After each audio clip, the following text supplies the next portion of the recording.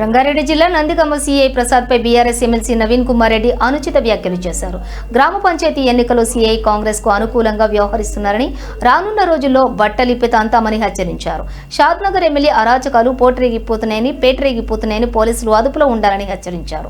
అంతేకాకుండా మాజీ ఎమ్మెల్యే అంజయ్య యాదవ్, అతని కుమారుల వ్యవహార శైలి కూడా వారి వల్లే బీఆర్ఎస్ ఓడిపోయిందని మండిపడ్డారు. సొంత పార్టీ నేతను కూడా విమర్శించడం హాట్ టాపిక్ అయింది. ముఖ్యంగా మా షాద్నగర్ నియోజకవర్గంలో మొదటి ఫేజ్లో అన్ని సర్పంచ్ ఎలక్షన్ జరుగుతున్నాయి. కానీ ఎట్లా జరుగుతుందంటే పోలీస్ జులుంతో నడుస్తున్నది.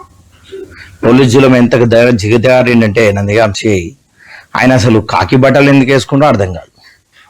కాకి బట్టలు తీసేస్తే ఆయన స్వరూపం ఏందో బయటపడుతుంది. ఎందుకంటే ఒక సర్పంచ్ క్యాండిడేట్ను, ఒక వార్డు మెంబర్ క్యాండిడేట్ను కూడా ఆయన కొడుతున్నాడంటే అర్థమైంది. గీత లోపట ఉంటే కొట్టిరా, గీత బయట ఉంటే కొట్టిరా. పోనీ వీళ్ళు కండవలు వేసుకొని ప్రచారం చేస్తున్నా, కండవ లేకుండా ప్రచారం చేస్తున్నారు. అంటే ప్రజాస్వామ్యం మీద ఇంత కూడా ఇంగిత జ్ఞానం లేనోడు సీఐ అంటేనే ఆ పోలీస్ జాబ్కి మచ్చ తెచ్చినోడు. ఎందుకంటే ప్రజాస్వామ్యంలో ఓటు హక్కు అనేది ప్రతి 5 సంవత్సరాలకు ఒకసారి వస్తుంది.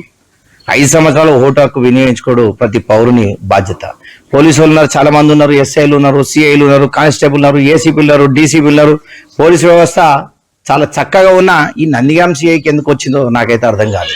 కొన్ని ప్లేస్లు ఎట్లుందంటే మా ఎమ్మెల్యే అంజయ్య, ఆయన కొడుకులు రవి, మురళి, ఈ శంకరయ్య అందరు కలిసి, అటు శంకరయ్య అంటే కసులవాది శంకరయ్య ఇప్పుడు ఎమ్మెల్యే, అందరు కలిసి కుమ్ముక్కయి సొంత పార్టీని ఓడగొట్టనీకే కుట్రపూరితంగా